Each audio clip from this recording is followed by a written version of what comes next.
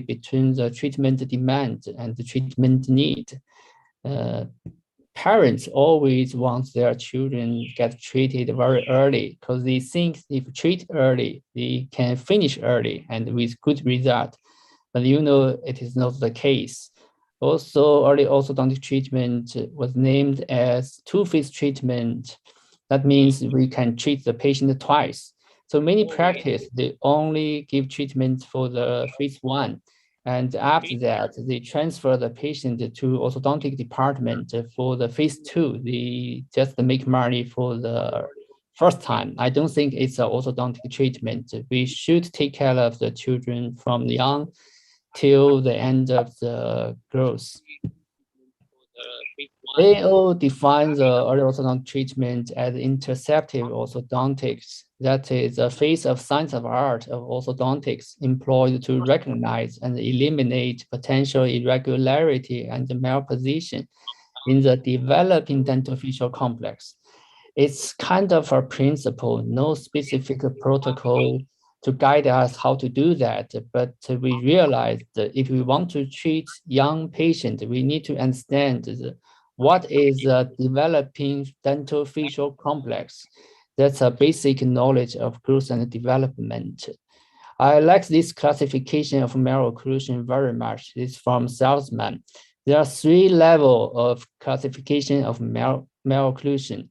The first one is tooth and jaw relationship, like from angle, the class 1, class 2, the dental problem. The other one is a skull-denture relationship, like semen and broadband. Now we use cephalometric to diagnose skeletal discrepancy. The last one is the most favorite for me. It's from Herman. We need to diagnose the facial growth, especially for the young children, young patient related to dental development. That means the dental development has a close relationship with the facial growth. Let me give you a brief review of history of early treatment. I found there are different attitude towards the early treatment, positive, conservative, and negative.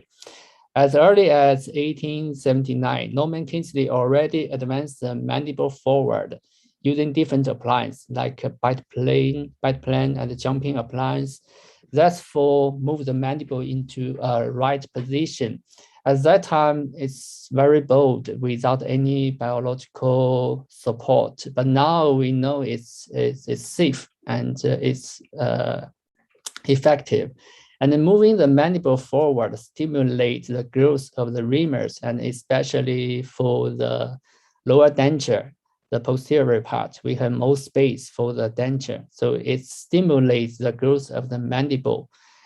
In 1909, Viggo Anderson invented activator, which is very popular now. In our department, we use this a lot. There are a lot of this kind of plans to move the mandible forward, like Bionator, Beamler, Twin Block, and Herbst a lot. But everything works. Orthodontics is about principle, not about appliance. So we don't care what kind of appliance we use, but we move the mandible forward to stimulate the growth. That is true. But for American orthodontists, traditionally, they don't like the function appliance to move the mandible forward, but they still believe orthodontic treatment will stimulate the bone growth, like Fox, Engel, James, McCoy.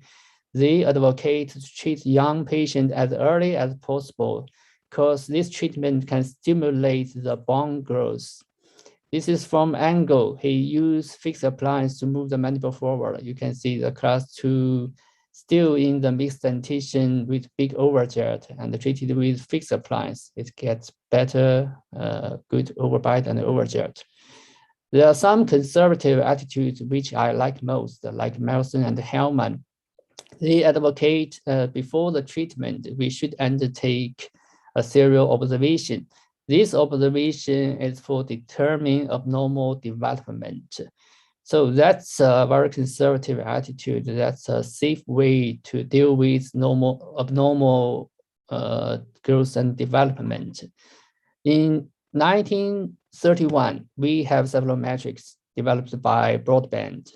So after cephalometrics, we have concept of craniofacial development and growth. Also, we have tools to diagnose the skeletal problem. But this concept of growth is hard to use into the clinic for a long time. And also there are lots of confusion about the growth and the development. Like Brody said, growth pattern is stable, it cannot be changed, which is not true. Growth pattern is only stable for normal growth, but abnormal growth is not stable, which we need to change and can be changed. This is our concept right now. Also, Tweed and Ricky also advocate early treatment for young children, but you need to make a continuous observation first and then treat early. Maybe extra oral retraction helps correction of class 2. I will explain later. And Ricky advocates bioprogressive technique for skeletal problem. There are also some negative opinion like Molar. There is no assurance for the early treatment. Also, the two-phase treatment will lengthen overall treatment time. And the early treatment will exhaust the child's spirit of cooperation and compliance. This is compliant about the cooperation and compliance. It's not about the technical problem. In 1997, there is a workshop discussion on early treatment in America. Iatrogenetic problem may occur during the early treatment, like this laceration of root, decalcification, and impaction of maxillary second molar, and patient burnout. A lot of complaint about early treatment, like Bowman. Ridiculous braces for baby teeth. Can in uterus treatment be far off? There are a lot of the complaint about early treatment, but we are lucky. In 2002, there is an international symposium on early orthodontic treatment. There are some consensus from after the meeting. We should treat some occlusion very early, like skeletal class 2, skeletal class 3, open bite, arch length, tooth size discrepancy, impaction, and transposition. It's kind of give our guidance to know what kind of malocclusion we should treat early. Also, AAO gave the parents guidance. Your child should first check up by orthodontist no later than age 7. Why age 7? Because in age 7, we have enough permanent teeth, like incisor, first molar, and we can use this position to evaluate the teeth and the jaw. So we take Ceph from the age 7. I never take Ceph for primary dentition because that's too young to evaluate a skeletal problem. Also, for the British Orthodontic Society, they have very detailed orthodontic assessment and referral guidance. Like in primary dentition or in mixed dentition, the first indication for referral is severe skeletal discrepancy. Both of the dentition is the same, severe skeletal pattern, where any early treatment can be used for this kind of this skeletal discrepancy. So this gives us some guidance. We can start very early for the skeletal discrepancy. So the history is a mirror of nowadays. So we need to draw our protocol for early treatment. You can see from history, we know early treatment is less efficient, but often effective. We are very positive about the treatment modality and the treatment effect, but sure, we have negative attitude about the compliance of young patients and other complications. The most important one is the growth and development is very hard to predict. So if you cannot predict the growth and development, it's hard to start the treatment. So we take a conservative attitude towards early treatment. We take observation first and evaluate any normal growth. If we have some abnormal growth, especially about the skeletal problem, we will start our treatment. This kind of our protocol today in our clinic. So we take over more observation than treatment. I start to treat patient, to see patient from age 4 to 7, but maybe I don't treat them, but I follow up to determine if there is a abnormal growth pattern of the patient.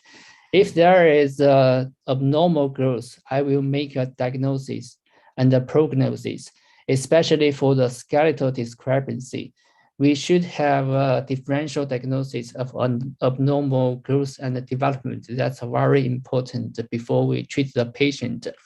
If we want to treat the patient, we deal with the occlusion in different dental ages. No matter what age, what dental pattern the patient have, we need to deal with the occlusion.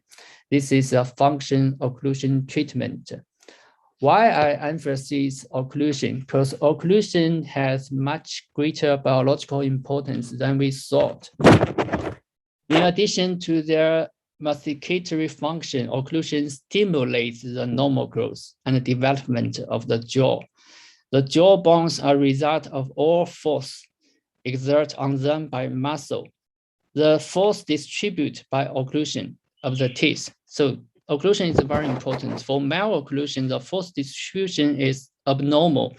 Then the development and growth is abnormal. So that's the importance of occlusion. Let's go back a little bit to the evolution. During the evolution, after our human being become bipedal, there are a lot of change about the body posture, especially about the head. The head rotates backwards, the feet getting longer. We call it this kind of growth is not only happened in front of the face, also in back of the face. It's posterior and anterior. The proportionate growth of anterior and posterior will keep the occlusal plane in a flat pattern. So that will keep the occlusion in a normal development.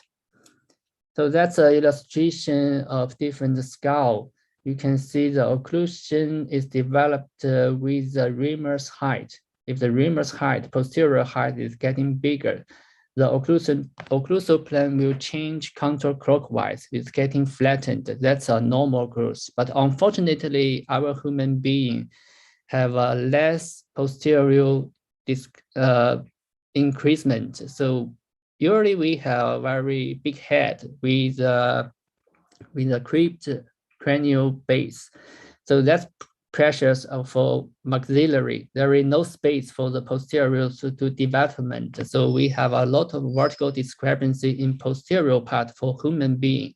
So then our mandible have to adapt in any position to adapt to different vertical growth. Compare with our primate relatives. So we have a small posterior growth. So the mandible is often in the retro position. So we need to deal with the position first, then we need to deal with the occlusion. The occlusion will keep the mandible in a right position. So that's why we need to establish a functional occlusion for our human being. Functional occlusion is based on healthy teeth with good morphology. We need the help of endodontist and the pedodontist to keep the teeth healthy. And also the functional occlusion will orthopedically stable the joint position, which also the mandible position is a healthy position. The function tooth contact is not only static, but also dynamic. This kind of contact the teeth will give right force amount and direct direction and to stimulate the growth of craniofacial bone. This is our idea to establish a functional occlusion. Functional occlusion started from the teeth contact. The first teeth contact is primary incisor, right? The last teeth contact is the second molar. The time difference is huge, it's like more than 10 years. So in 10 years, we need to observe the occlusion and find the right time to treat the patient. That's why the early treatment is very hard. So based on this idea, I staging the functional occlusion into 6 stages. Stage 1, development of primary dentition, usually before age 3. We don't see this kind of young patient, but it's a background for our orthodontic treatment. We retrieve the development, especially the general development growth of the patient, of the baby. So we know he or she has a very good growth and development that will help the dentition development. That's a stage 1. Stage 2 is a primary dentition, usually start from age 4 to 6. These 3 years, the primary teeth have a function of mastication, swallowing, pronunciation. We need to keep the good function of the primary teeth. Stage 3 is the early mixed dentition. Usually we call it 2x4, 2 molars and 4 bicuspids. Stage 4 is the late mixed dentition. It's we have 1 more bicuspid occlusion based on the 2x4. The bicuspid has a very important function for our skeletal development. I will explain later. Stage 5 is the canine occlusion. Canine is a guidance. This guidance is very important for lateral movement. From this stage, we have permanent dentition, the canine occlusion, and then we have full permanent teeth is a permanent dentition, but except the second molar occlusion. So stage 6 is the second molar occlusion. Second molar is kind of supplement to the occlusion. They start from the age 16, 13, maybe later. A little bit explanation about the occlusion staging. Occlusion is not eruption. If the teeth has no contact, there is no occlusion, there is no function. The function should be static and dynamic, especially the dynamic one. The dynamic occlusion will give the force. The occlusion, the force will stimulate the growth and the readaptation of the mandible. So they kind of related with each other together. Also, the muscle is always important. Its force comes from the muscle. The patient should have a proportionate and a good muscle, give the teeth a good function. So function occlusion stage 1 is after birth to primary dentition. The baby is born edentulous, and the first teeth in the arch is the lower primary incisor, then the upper primary incisor. But how the upper and the lower primary incisor contact with each other? Genetically, they have some reasons, but for the adaptation, it's a changing of the posture. You know, during the first year after birth, there are a lot of big moments like the head up, rolling over, sitting, crawling, creeping, standing up, then walking in 1 year old. It's kind of a short repeat of our human evolution. This kind of posture adaptation, posture change is very important. It's a reflection of general health. If the general health is very good, the posture of the head is also will adapt in a good way. So the upper and the lower incisor will contact with each other with a good overbite and overjet. That's kind of a theory. Maybe it's hard to prove it, but the crossbite is not from the bottle fitting. So I believe that. So the function of the teeth in this period is not for mastication. The mandible should glide, should move forward and backward for the milk feeding and the breastfeeding. The primary teeth is kind of interference for the feeding, and also risk for aspiration, traumatic injury to the baby and the mother's soft tissue. So the teeth has not too much function at this period. Functional occlusion stage 2 is the primary dentition. In this dentition, there are great function for the primary teeth. The primary dentition should provide free movement of mastication. The patient starts eating food, chewing, pronunciation, and swallowing. And the grinding and clenching are very normal for young kids because this is a psychological need. This kind of movement will facilitate the jaw and the TMJ development. In order to move the mandible freely, there should have some attrition of the primary dentition, especially the incisor and the canine. If you don't see any attrition of the primary teeth, there will be some problem. Also, spacing in the primary dentition is good for the forward movement of mandible during the growth. You can see the primary teeth, a lot of the primary teeth have attrition on the edge and on the cusp, especially on the incisor and the canine. Here is a 5 years young girl, and she is prematurely born. So she has a very small head and a very small jaw. In the primary dentition, it's seldom to see crowding. She has crowding of the primary teeth. She has no occlusion. She cannot bite by herself. So we give him something and bite together. You can find the canine cross-bite unilaterally. Also, the canine have no attrition. It's an interference, but it's not a dental problem. It's a skeletal deviation of the mandible. We try to fix it as early as possible, but she's too young to have any appliance.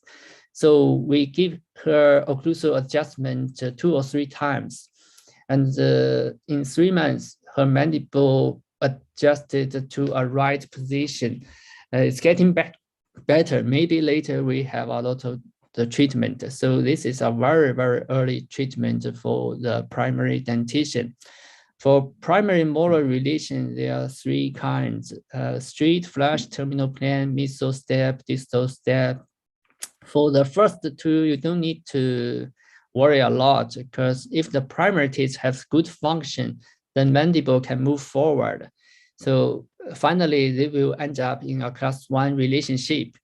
But for the distal step, you need to pay attention. Maybe it's a skeletal class 2 problem, but for primary teeth, it's hard to diagnose the skeletal problem, and no treatment for skeletal problem, skeletal class 2. So you don't need to treat that, just take observation. So for early intervention for primary dentition, we don't treat a lot, but it's only for asymmetry and open bite. That's unilateral crossbite and open bite. Actually, I don't treat crossbite for primary teeth because it's a symmetry problem. We can treat later, and I will explain why we don't treat class 3 problem. So for the unilateral crossbite, it's not a dental problem. It's a transversal mandible position problem. We try to expand the upper arch a little bit and give more space for the lower arch. The treatment is not on the lower. So if we have more space on the upper, the lower arch will go back to the right position. It's a self-adjustment of the mandible position. It's an open bite young girl, 6 years old. The open bite is because she has no condyle on both sides. It's a congenitally reason. We don't know why. She was transferred from the TMJ department because she is too young to get any surgery or any other treatment. So what we need to do is to establish a functional occlusion for her. So in her younger age, she can use her teeth to function, to mastication, pronunciation, and any other things. It's a 6 years treatment. We only give her a bite plate, tongue creep, but most important is to do the muscle training. The training includes the close the lip, uplift the tongue. The patient is very cooperative, so we have a good result. In 3 years, we have a good overbite and overjet. We closed the bite. So this is 3 years. The profile, you can see the face is not that lovely because she has no condyle. She has to use her muscle to control the mandible. It's kind of a weird experience. You can see what we did for the muscle training. C, D, E, F, G, H, I, J, K, L, M, N, O, P, Q, R, S, T, U, V, W, X, Y, Z. I hope you can hear it. She pronounced English alphabet. Because in China, many children study language, especially English. For the language that they need to pronounce well, pronounce correctly. Pronounce correctly, the tongue position will be in right position. That's our idea. So we always merge the muscle training into the study, like the language study. 2019, she was 11 years old. It's not a lovely face, very small mandible, but she keeps trying to close the lip. She's a good patient. You can see from the self a very retrusive mandible with no condyle. There will be a very hard future for her, waiting for her, maybe a lot of surgery to really establish a beautiful profile. But what we give her is a good occlusion.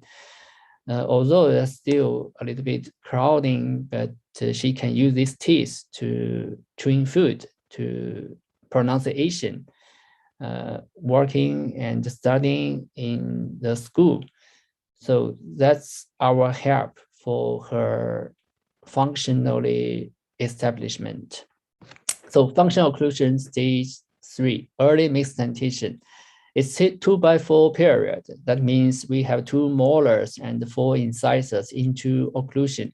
The function of molar is very important. The molar supports the mandible in right angle, should be in the right position and the right angle. The incisor provide guidance. So with these 2 mechanisms, the mandible have relatively a stable position. In this period, we can take a self to make a clear diagnosis of the skeletal discrepancy. You see, it's a 2x4. If we treat the patient, it will be very early because you only just bend and bond very few brackets. So in this stage, our orthodontic protocol is mainly for diagnosis, especially for the skeletal diagnosis. We take more observation than treatment. We don't treat this kind of young patient very early. If we treat the patient, we deal with the occlusion to try to build a functional occlusion. Functional occlusion is not only a class 1 relationship, not only on the buccal side, also on the lingual side. The lingual cusp is a function cusp. If we treat the patient, we try to use simple appliance and procedures. It's a 7-year-old young girl with skeletal class 3 with family history. She complained about the profile because she knows her grandparents have the similar mandible, very long. So she don't want to have a very long mandible. When she came to our clinic, it's very early and no incisor occlusion. But the molar relationship is bad. It's class 2. It's not only class 2, it's tipping forward due to the loss of deciduous molar. We wait until the upper incisor into occlusion. You can see it's a reasonable overbite and overjet. So it's not a crossbite. We don't need to treat that, but molar tipping forward is not a right angle. It will not provide a good force to stimulate the bone growth. You can see the angle of the molar tipping forward, both upper and lower, and especially for the upper, because the early loss of the deciduous molar. Also, you can see the mandible antigonial angle is sharp. That means she had a abnormal growth pattern, the clockwise rotation of the mandible. So we give her a very simple treatment. It's 2x2. We use fixed appliance to upright the molar. The treatment purpose is to upright the molar. The molar will be contact with each other with function, with support, and provide the force to the bone. It's not for expanding the arch to get more space for the coming teeth. we are not trying to make more teeth for this patient. So we upright the molar and we wait and see we still have braces on it. She likes the braces, and we have a colorful module on the braces. It takes 6 months. And now she can use the molar effectively with great force. And after that, we into observation, we take off the braces and the weight, and now she's 10 years old. And we take another step. You can see the antegonial ankle decreased, which means we improve the abnormal growth of the mandible. And then we start the second phase of the treatment. We use fixed appliance to align the upper and the lower teeth without any extraction. So we don't expand any arch length in the first phase treatment, because the bite force will stimulate the bone growth. We believe that. So the bone growth will help us to align the teeth in the later age. So after the treatment, 12 years old, the total treatment time 2 years and a half. It's not a street profile due to the family history, but it's reasonable. It's good for kids. So molar support is very important for us. The molar function is to stimulate the bone growth. But if the molar force is not enough, we use extra oral retraction to provide additional force to stimulate the posterior growth. Let me show you this young patient, 9 years old. The chief complaint is a protrusion, a very big protrusion. She was laughed by her classmate at school. And the molar in class 1 relationship, the overbite overjet is reasonable. So she is not a dental problem. She is a skeletal one. You can see from the Ceph, it's a severe class 2 problem with high angle and a very steep occlusal plane. We give her the cervical retraction of the molar. He took it for more than 1 year, I think, and you can see the profile change a lot. That's a stimulate of posterior growth. The posterior growth will stimulate the readaptation of the mandible into the class 1 relationship. So that's kind of a skeletal improvement, not a dental one. You can see from this picture, the molar is still in near class 1 relationship. So the extra oral retraction is not for distalizing the molars, it's to stimulate the posterior growth. That's a very important idea. And you can see from the Ceph, before and after, we improve the skeletal class 2. We move the mandible forward. Actually, we don't move it. The mandible adapts by itself. We stimulate the posterior growth of the upper, then the mandible adapts forward. Again, deviation, the mandible deviation problem, we should deal with very early. This young boy, 7 years old, the mandible deviates to the left side. You can see full class 2 and the unilateral crossbite on the right, and the midline is off. It's not a dental problem. You already know it's a mandible position problem. We try to readapt the mandible into the right position. But this time, I don't use an expander to get more space in the upper. I use, because the arch width is correct, I use an activator, but not moving the mandible forward. It's not only moving the mandible forward, but move a little bit to the left side. We try to keep the midline on, and we grant the activator gradually. In 6 months, we get occlusion. You can see the molar in class 1, reasonable overbite and overjet. The midline is still off, but we don't worry about that because the mandible in a good position. We can align the teeth later with fixed appliance. Very easy. It's a very easy treatment. You can see we change the mandible position, get a good appearance. Stage 4, from stage 4, we enter into the late mixed dentition. Most of the skeletal problem we're dealing in this dentition.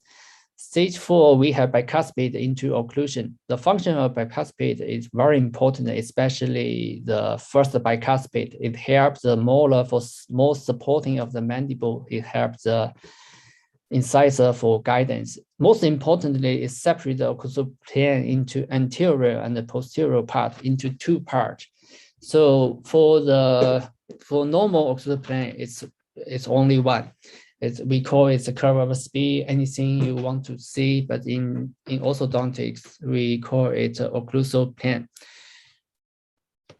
We have two occlusal plane. That means we can give a more accurate diagnosis for the skeletal discrepancy. Also in this period, the patient get into the puberty, because you should talk with the patient about the malocclusion, about the treatment.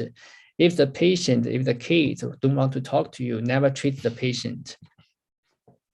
So that's a late mixed dentition. We have first bicuspid into occlusion.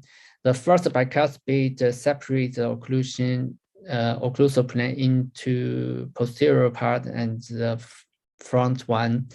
So if the posterior part and the front one have different angle, that means there is a big vertical discrepancy between the front and the back. So you need to correct the skeletal problem, not the occlusion. We use functional occlusion to correct the skeletal problem.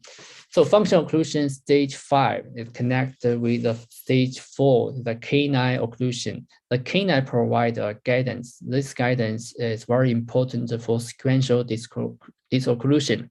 That means when the canine guidance, during the canine guidance, there is no tooth contact of any other teeth. Functional occlusion stage 6 is the last stage. We have a full permanent dentition. We have second molar occlusion. The second molar is the last teeth during the occlusion, but the second molar position are often affected by impacted third molar. The function of the second molar is supporting the mandible position. No guidance of the second molar. Pay attention to these teeth. No guidance. If there is a guidance of the second molar, that be an interference. A lot of interference come from the second molar due to the impact the third molar that cause TMG problem, cause a lot of occlusal problem.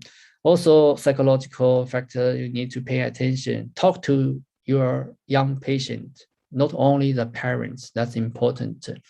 So the protocol in stage 4, 5, 6 is almost the same. We start the treatment for most of skeletal discrepancy at this stage. We try to balance the jaw relationship and the occlusion. We try to make the treatment in one-time treatment, not a phase 2 treatment. Also, the muscle training is very important. Let me show you several cases. 12 years old kids with big overjet.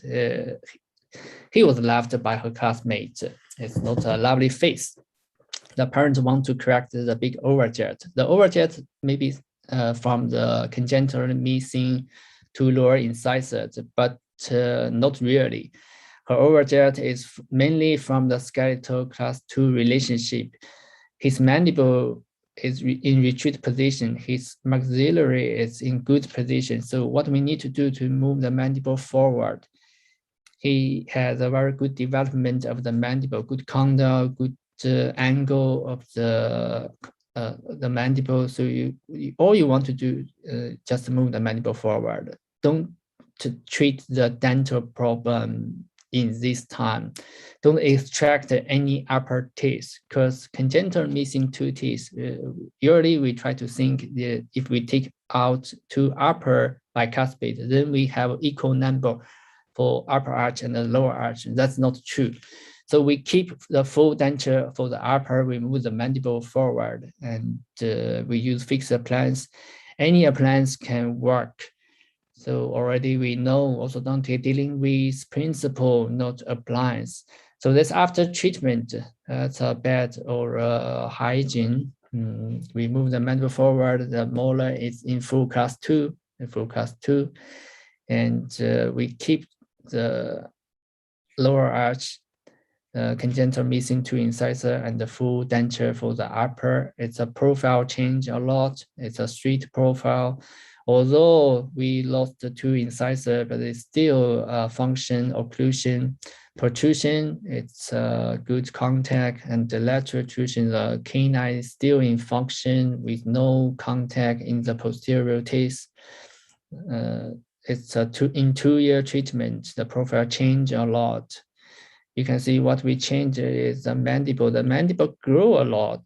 They have a lot of growth of the mandible, also moving forward and downward. If we don't treat the patient, there will no chance for the mandible to grow and going downward and forward. What we treat is occlusion. The occlusion is a counterclockwise rotation from the red position to the yellow position. It's a counterclockwise rotation. This rotation means we improve the posterior growth. 2 years after treatment, very good profile and lovely smile and stable occlusion. And 3 years after, the upper 7 comes out. We kind of worry about the occlusion of the last teeth because in the lower, we missed the 2 teeth. So we need to pay attention to the posterior part if there is a tooth contact for the upper 7. If there is some problem, we have to treat a little bit in future. So the profile is good and the smell is reasonable. It's another patient, the same story, girl, 11 years old, and small mandible in the retruded position with big overjet. She's in the late mixed dentition, she's in the full dentition with permanent teeth, but she's still young. That means her mandible can adapt forward very easily, so don't treat as a dental problem. It's a skeletal problem. You can see 2 different occlusal plane. One is posterior, another one is anterior. You need to counterclockwise the posterior occlusal plane. That means we can move the mandible forward and downward to improve the skeletal discrepancy. So she has full denture and also full 3rd molar. It's a full denture treatment and with extraoral retraction, with fixed appliance, move the mandible forward, adapt into a good interdigitation, a little bit class 3 molar relationship because there is a lost 1 incisor teeth in the lower. So that's a smile. It's she's getting older and into her adolescent, and you can see the profile change a lot. So that's not a dental problem, that's a skeletal problem. We improve the skeletal relationship for the young girl. After the treatment, we move the mandible forward. You can see space here, the more growth and more space for the lower arch, but still not enough for the lower 3rd molar. Maybe we need to take out the 3rd molar later. You can see from the Ceph is an improvement of the mandible position moving forward and a little bit downward. And for the occlusal plane, the yellow one changed into the green one. It's a counterclockwise rotation. This rotation means posterior growth. So that's a skeletal changing. I want to show you this similar case with small mandible. The parents want to change the profile, but a different protocol. In this case, we extract full bicuspid. Usually, I don't try full bicuspid for young kids, but not for this one. We extract full bicuspid. There are a lot of reasons for that. We establish a good occlusion for these young kids and a good profile. I think it's good, right?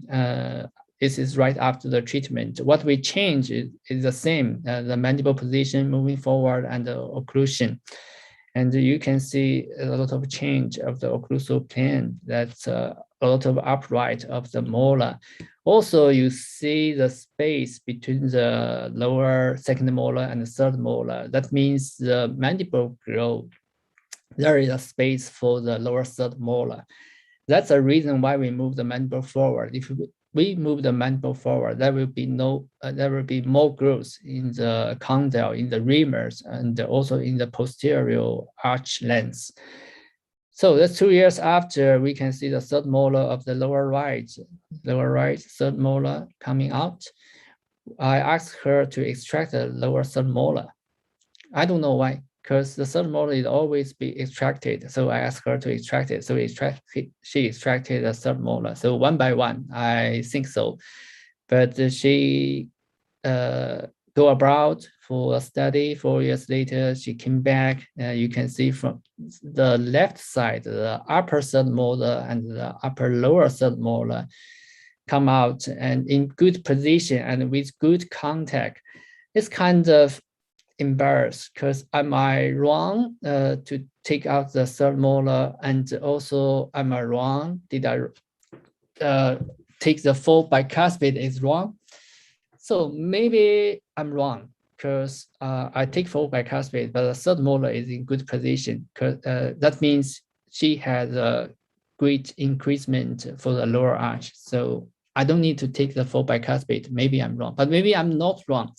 If I don't take full bicuspid, I cannot move the mandible forward quite effectively. There will be no space for the lower.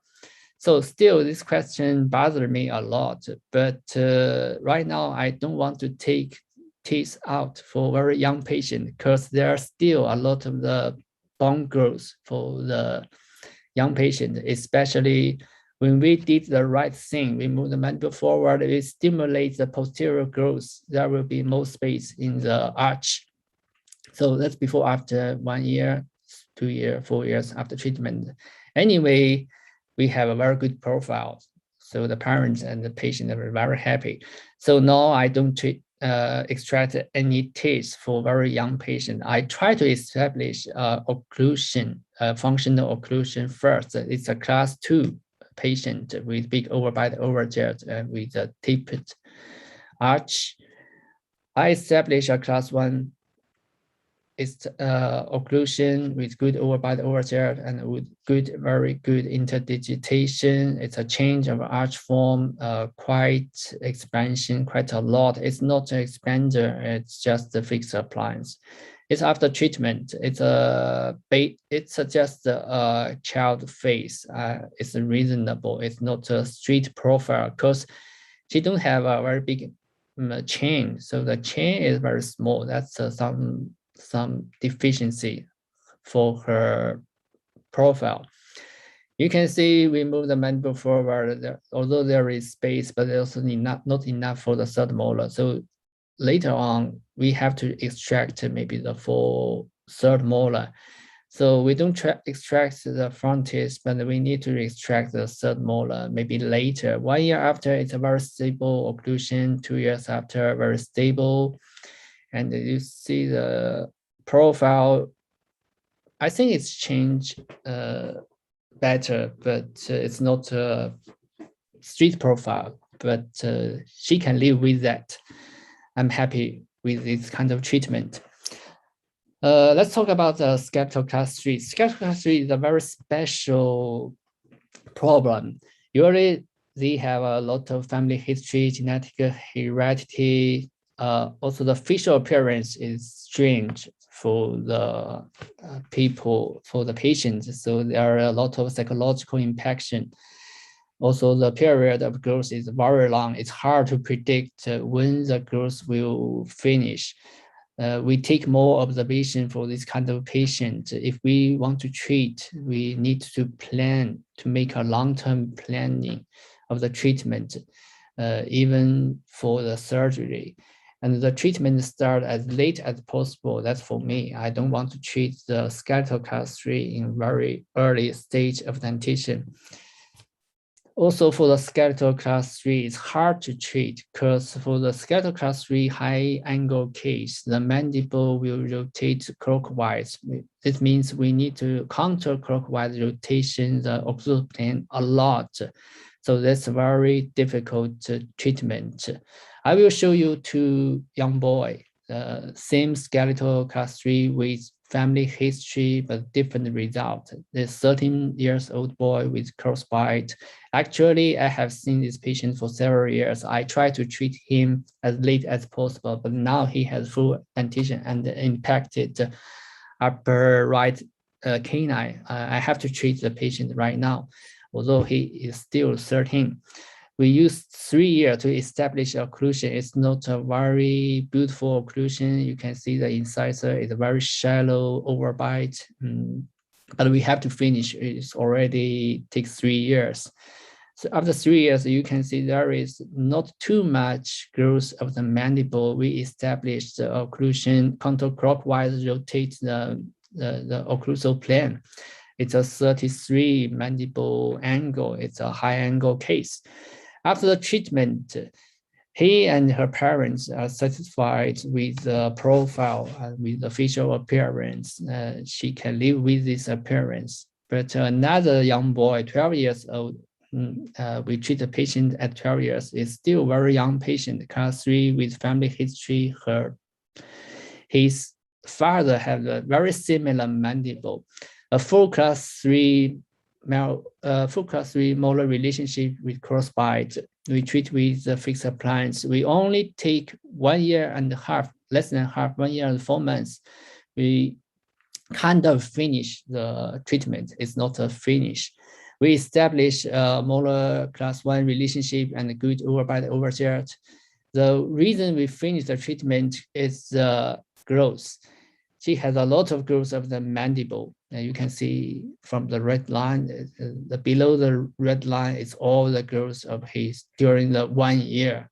Although we established a very good dental relationship, but his parents didn't satisfy with this profile. So they asked for stop the orthodontic treatment, waiting for surgery. That's class 3. It's very hard to predict the growth. So we usually treat the patient as late as possible.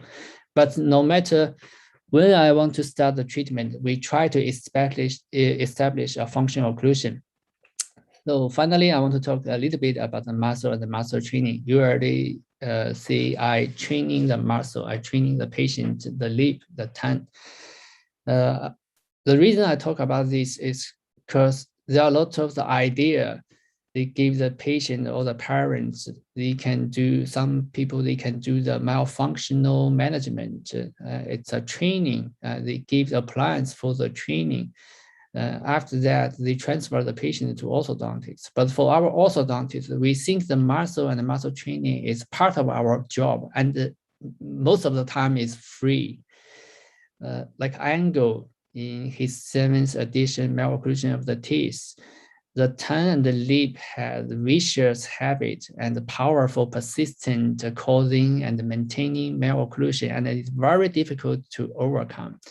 She already mentioned about that. And a lot of mechanism of malocclusion is dealing with the soft tissue, like the soft tissue drag, functional matrix theory. The most interesting one is the tropic pyramids by John Mill. Professor John Mill developed this kind of the mechanism. And it's not only a theory, it's a method for treatment. The method is very easy. He asked the patient, the tongue should rest against the palate and the lip in contact, in light contact, and the teeth gently touching. The most difficult part is for 6 hours a day, no appliance. If you can do that, you can change every malocclusion.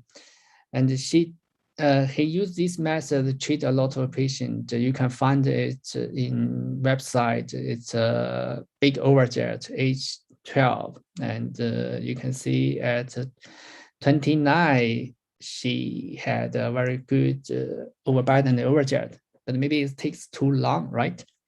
It's another big overjet, 8 years, and it takes 4 years. We get a result with a reasonable overbite and overjet. It's crossbite.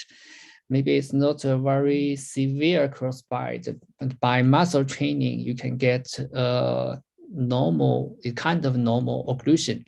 This is muscle training. And we believe the muscle training is helpful. So in my clinic, I always see patients in upright position. So we try to determine the body posture. Is there any something wrong about the general hairs?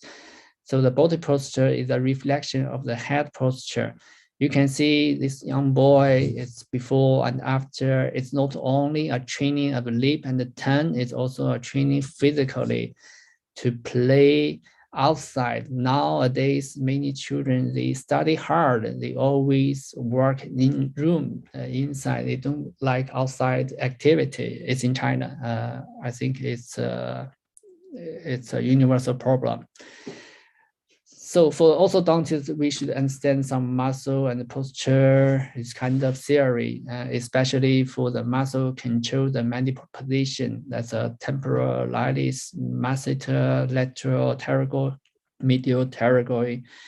In my clinic, I regularly palpation for the muscle and the TMJ to try to determine the muscle force and the muscle function. Also pay attention to the tongue position affects the mandible position. There are a lot of commercial driven malfunction training appliance. They give the appliance to parent, to patient, and charge a lot of money. But the most important part, they don't finish the treatment. They just transfer after the training. I don't know there is any training effect, but you cannot transfer the patient to orthodontics. It's part of orthodontic training. You already did orthodontic treatment. So they have this kind of map. You can find this kind of doctor, just like in this line, they authorize different doctor in different part of the China. So this is the end of my speaking, and for summary, I use staging of functional occlusion to determine in which stage I should start to correct the skeletal discrepancy. Skeletal discrepancy is abnormal growth. So for orthodontics, we should understand what is abnormal growth to determine what kind of problem of the patient we are dealing with. And no matter what stage what age you try to treat the patient, try to establish a function occlusion. So early orthodontics should be humanity. We are not treating a case. We treat a human being. We treat a young kid. We are helping to facilitate the craniofacial growth of the young kids. And also for orthodontics, we should understand the normal and abnormal facial growth. It's a basic ability for orthodontics. So for our orthodontics, we are very lucky we can deal with the occlusion. It's kind of, we have a powerful tool to help our patient. It's very essential and fundamental for our treatment. Thank you very much. It's my email. I don't have Facebook in China or Twitter. It's not convenient for me. So if you have any question later, you can contact me by email. Thank you very much. That's the end of my speech. Thank you very much, Professor Liu. All right, it's a very impressive and very informative lecture, which cover class 2, class 3, open bite, crowding, and everything. Okay, so now, as usual, I would like to start the ball rolling by asking the first question. Right. So, Professor Liu, you mentioned about 5 stages of growth and development, and you also mentioned about that. I'm sorry, you have background noise. I can't hear you clearly. You can't hear me, is it? Okay. Oh, it's getting better. Okay. It's getting better. Now Please you go can ahead. Yeah. Please go ahead. Go ahead. Yeah. Okay. So I would like to ask, right? By starting early treatment, would you avoid a case that originally required extraction and now turn into non-extraction? And secondly is that by starting early, would you also avoid a case that if not treated will have gone through a jaw surgery, but now you can turn around to make it a non-surgical case? Do you think we can actually reverse such possibilities? Yeah, but it's possible, but I don't want to say that because for early treatment, we can stimulate the bone growth. That's give us a great opportunity to correct a lot of skeletal discrepancy. including we can eliminate the possibility of surgery, and we can reduce the opportunity to extraction. But I don't want to talk with the parents or the kids about that. So I only talk about the situation right now. You can start the treatment. I try to help you without extraction first, but if the growth pattern is not lovely, I will extract maybe later. So for some very few case, it's turned into extraction case. And for the class 3, I already show you, because there is a very big facial experience change. It's nothing to do with the occlusion. So the parents or the kids always ask for a surgery. They change their mind. So I don't want to start early, but I want to observe the growth pattern first. Then I talk with the parents. I can start now, and I try to use very conventional method to treat you without extraction, and we can try. But in 1 year, if we don't have any good result, we will change our treatment plan. So that's my protocol. I think it's my answer for your question. Second question is, would you consider treating the early treatment by using clear aligner system? Sorry, By which kind using clear aligner system, right? Aligner. Okay. I don't think it's a technical question. I think it's an attitude, because I know also in China, the aligner is very popular. Every orthodontist kind of use aligner, and like my students want to use aligner, they told me if I don't use it, I will lack of other orthodontists, because everyone use it. So I can stop to other people to use aligners. But for me, I already said orthodontics dealing with principle, not appliance. For me, I try to establish occlusion. Occlusion mainly is about posterior teeth. It's including 6th, 7th, even 8th. So if I try to establish a molar relationship, molar correction, it's very hard for me to use an aligner to do that. That's the reason I don't want to use aligner to treat the young patient. Even the adult patient, same story. I think I have another lecture in 1 month, next month. I'm talking about the orthopedic treatment.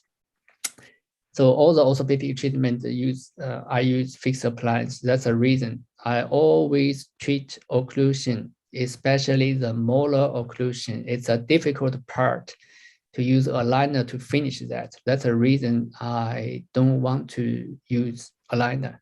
Okay, thank you. Yeah. I have a question from the floor from Dr. Alex.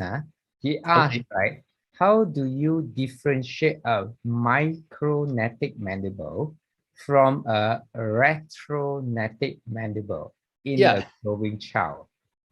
Good. Very good question. Because today we're talking about the early treatment, the timing. I want to focus on the timing and the occlusion.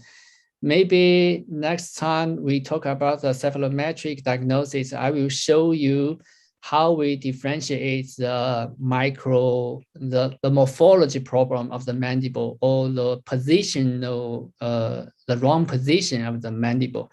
So the retreated mandible, it's kind of with good morphology. The morphology including the chin, the condyle, the gonial angle, the anterogonial angle, also the occlusal plane. But for deformation of the mandible, you have a small chin.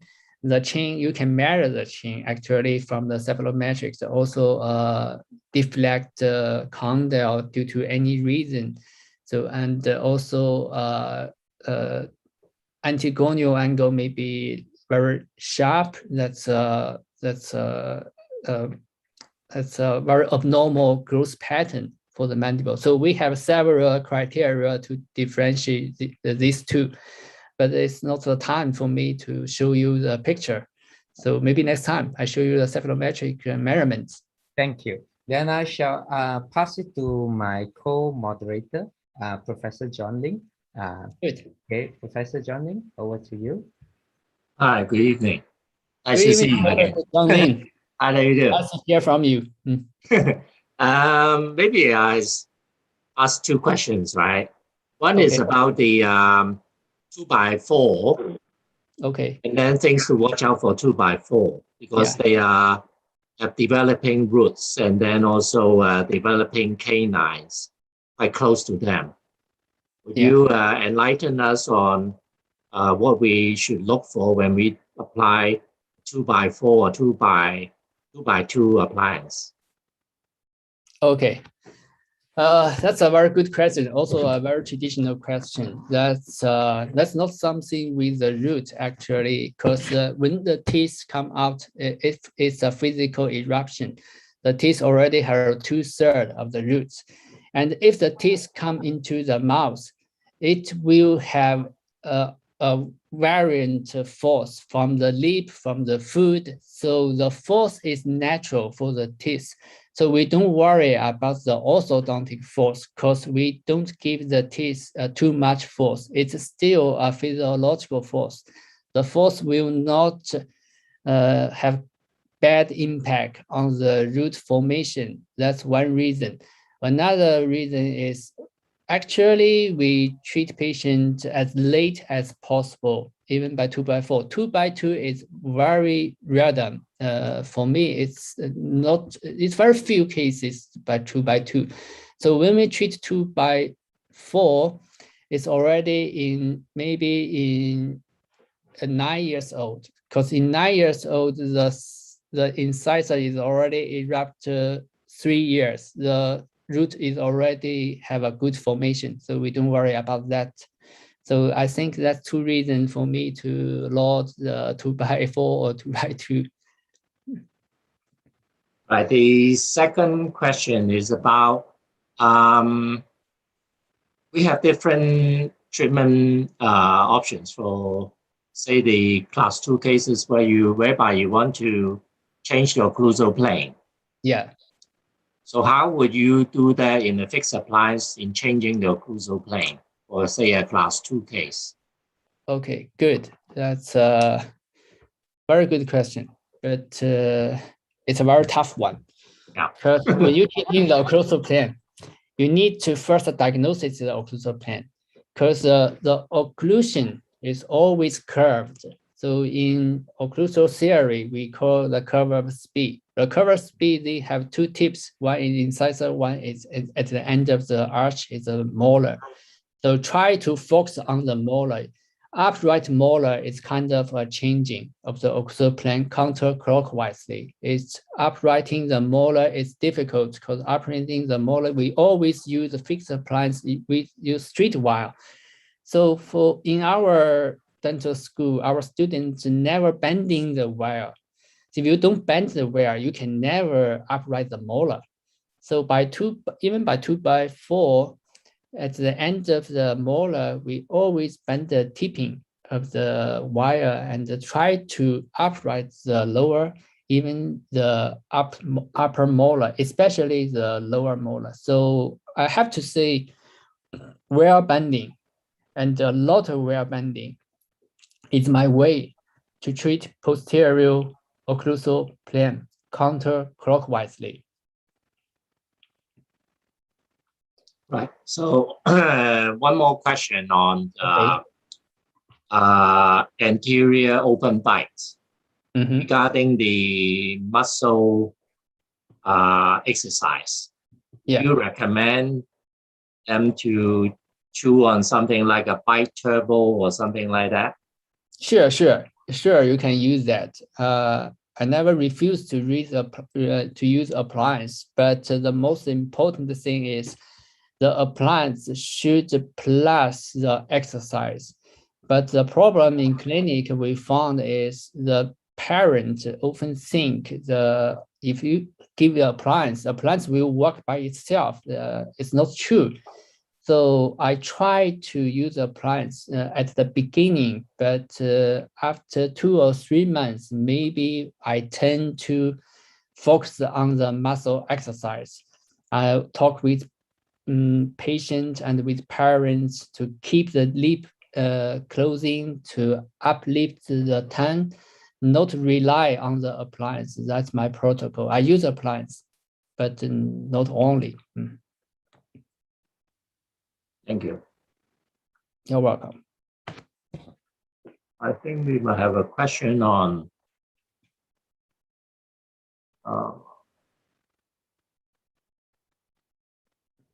so bad.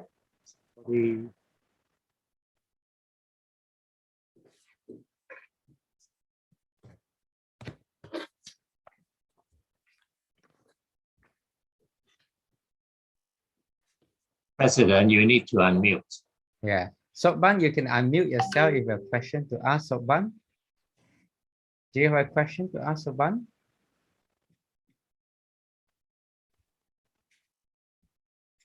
Okay, so ladies and gentlemen, I think we'd like to thank Professor Liu, all right, for a very interesting, informative presentation. All right, so, and then I believe Professor Liu will have another impressive lecture again, talking about orthopedic or orthodontics treatment, which will be next month.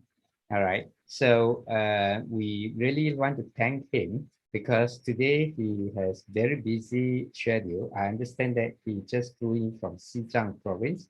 And so, and he braced himself here, all right? So, so we like to thank him again.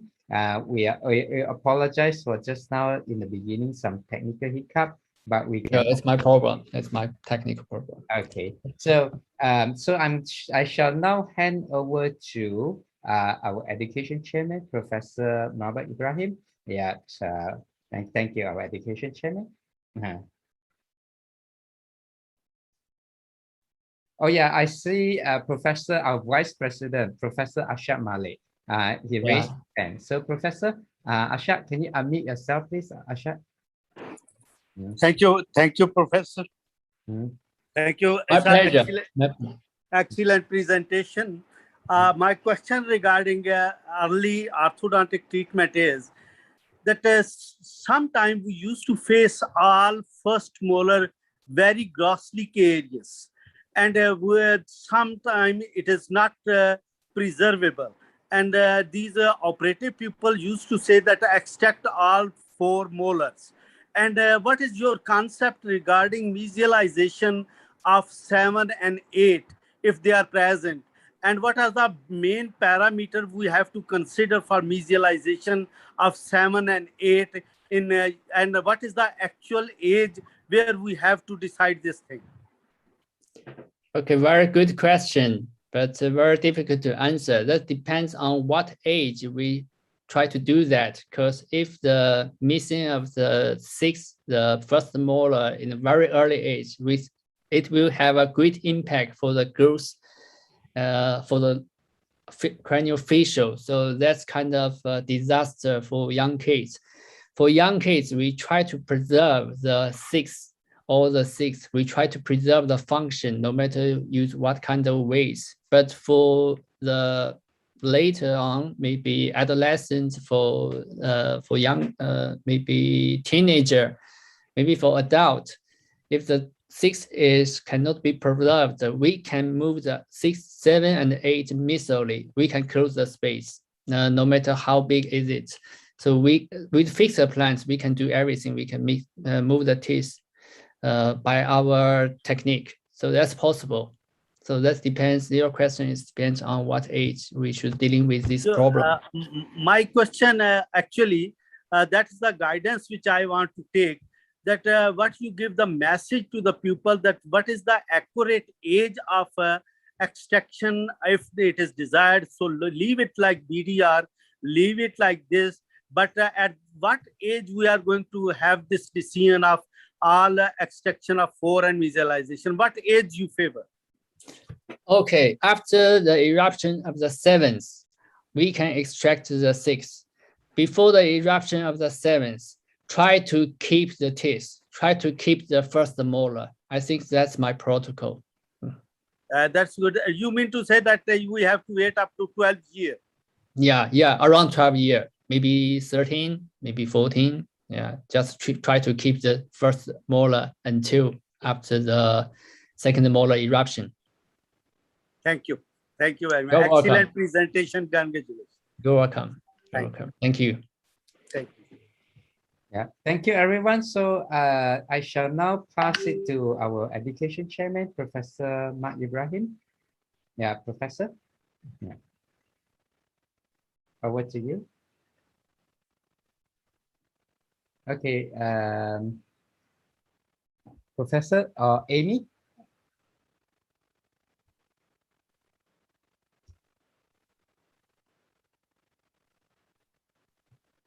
Professor, can you unmute yourself, please? Yes. Yeah, okay. Thank you, Dr. Yeah, but before I finish, there is one question, Professor Liu, through our YouTube channel. He asked, all the cases should with good oral hygiene. Professor, can you unmute yourself, please? Yeah, I'm here. And, Yes, is there any rule of periodontist? One question, Professor Liu, through our YouTube channel. He asked, all the cases should with good oral hygiene. Professor, can you unmute yourself, please? Yeah, I'm here. Is there any rule of periodontist? One question, Professor Liu, through our YouTube channel. He asked, all the cases should with good oral hygiene. Professor, can you unmute yourself, please? Yeah, I'm here. Okay, it's all right. Is there any rule of periodontist? Professor Liu,